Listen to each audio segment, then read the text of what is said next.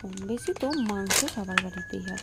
আচ্ছা, কে কে সোয়াবিন খেতে ভালোবাসো বলো তো? ঠিক আমার মতো ভালোবাসো তো? তো চলো আজকে হয়ে যাক তোমাদের জন্য একটা সোয়াবিনের রেসিপি। তো প্রথমে সোয়াবিনের প্যাকেটটাকে ছিঁড়ে ফেলো আমার মতো করে, আর সেটাকে জলের মধ্যে ডুবিয়ে দাও। মনটাকে যেভাবে জলের মধ্যে ডুবিয়ে পরিষ্কার করো ঠিক সেইভাবে। একদম গ্যাস গরম জলে দেওয়ার দরকার নেই, ঠান্ডা জলে দিলেই হবে। আর এদিকে বাড়ির কাউকে বলো কাঁঠাল বীজগুলোকে কেটে ফেলতে। কেটে একটু সর্ষের তেল দিয়ে আর কাঁঠাল বীজ আর সয়াবিনটাকে দিয়ে নুন হলুদ দিয়ে বেশ কিছুক্ষণ ভালো করে ভেজে নেওয়া। যেভাবে আমি বলছি স্টেপ বাই স্টেপ সেইভাবেই কিন্তু করবে, তাহলে আজকের এই সয়াবিনের রেসিপিটা দেখবে তোমরা, খাবো আমি কিন্তু মন ভরে যাবে তোমাদের। তো চলো, আমি সব কটাকে ভেজে নিয়েছি। ভেজে নিয়ে একটা পাত্রটাকে তুলে নেব। তারপর ওই কড়াইটা ধোয়া পোছার কোনো দরকার নেই। কড়াইয়ের মধ্যে দিয়ে দেওয়া হচ্ছে তেল আর তেজপাতা লবঙ্গ দিতে।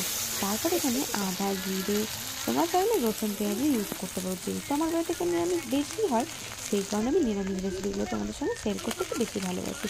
তো চলো, তারপর হাতের কাছে যে কোনো গুঁড়ো মশলা দিয়ে ফেলো। ওপর থেকে দিয়ে দাও একটু কেচাপ আর দিয়ে দাও একটু গরম মশলা দিয়ে স্বাদ আনার জন্য। গরম মশলার গুঁড়োটা গন্ধ যদি অনেকের পছন্দ না হয়, তারা কিন্তু চাইলে নাড়িয়ে দিতে পারে। তারপর কড়াইতে যাতে বেরো না যায়, সেই জন্য দিয়ে দাও অল্প পরিমাণে জল।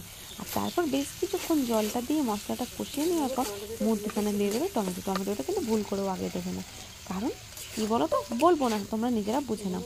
এরপরে মশলা যখন কষা হয়ে যাবে, তেল ছাড়তে শুরু করে দেবে, সেই পর্যায়ে দিয়ে দাও সোয়াবিন আর হচ্ছে গিয়ে কী বলতো, কাঁঠাল বীজ। হ্যাঁ, তারপরে একটু বেশি করেই জল দাও, কারণ কাঁঠাল বীজটা তো সিদ্ধ হতে হবে। সোয়াবিন তো আমার মতো ফুলে টুইটুম্বর হয়ে গেছে, ঠিক আছে। তারপরে যখন জলটা এইভাবে মরে যাবে, কাঁঠাল বীজটা খুন্তির ডগা দিয়ে কেটে দেখবে যে সেটা একদম হয়ে গেছে, তার মানে বুঝে যাবে আমাদের এই নিরামিষ সোয়াবিনের কষা রেসিপিটা একেবারে কমপ্লিট। কে কে বাড়িতে ট্রাই করছো বলে ফেলো তো দেখি।